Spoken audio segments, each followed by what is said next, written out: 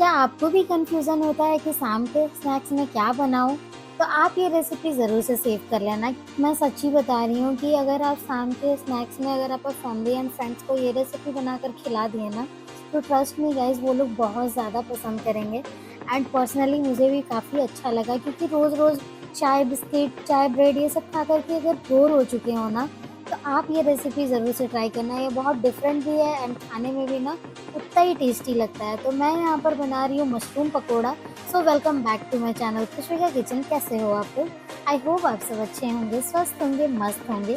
सो सबसे पहले मशरूम को तो 2-4 बार ना वॉश कर लेना है बढ़िया से, क्योंकि जो उसमें जो ब्लैक ब्लैक रह जाता है ना, उसे हमें निकालना बहुत ही ज़रूरी होता है, वरना हमारे हेल्थ के लिए बहुत ही ख़राब हो जाएगा।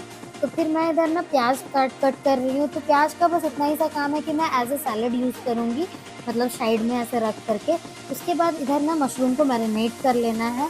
तो मैरिनेशन के लिए मैंने कॉर्नफ्लावर मैदा का यूज़ किया है। अगर थोड़ा आपको हेल्दी चाहिए तो आप ना चावल का भी आटा ले सकते हो। मैंने यहाँ पर कौन-कौन से मसाले डाले हैं और कितना डाला है ये मैं आपको ज़रूर से डिस्क्रिप्शन बॉक्स में दे दूँगी।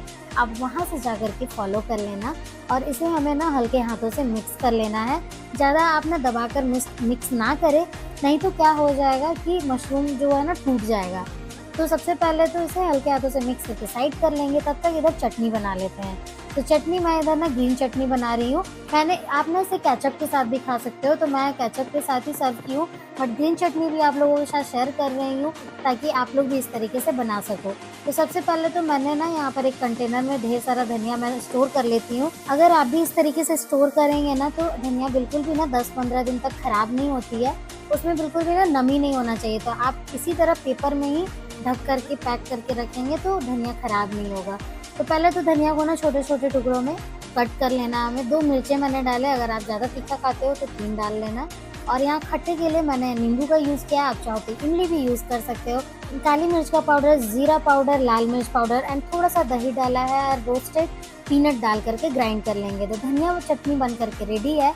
अब इसे साइड में रखते हैं। तो अब मशरूम जो मैरिनेट किया हुआ है ना, अब उसे छान लेना है। तो एक-एक करके मैं यहाँ पर ना मैरिनेटेड मशरूम को तेल में फ्राई कर रही हूँ। अगर आप हेल्दी खाना चाहते हो तो आप एयर फ्रायर भी कर सकते हो, आप शैलो फ्राई भी कर सकते हो। अगर आपके पास एयर फ्रायर ना हो तो मैंने दोनों ही ऑप्शन दे दिया। और अगर आपको चाहिए कि मैं बना करके दिखाऊँ उस तरीके से, तो आप मुझे कमेंट बॉक्स में ज़रूर से कमेंट करना, ताकि मैं वो रेसिपी, हेल्दी रेसिपी मतलब मैं शेयर कर सकूँ आपके साथ और आपको भी ईज़ी पड़ जाए। तो इधर ना गोल्डन ब्राउन होने तक मैंने मशरूम को फ्राई कर लिया है और इधर एक प्लेट में ना सजा करके रख लेंगे।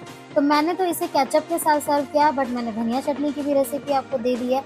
आप चाहो तो दोनों में से किसी एक के साथ भी कर सकते हो, खाने में बहुत ही स्वाद आता है।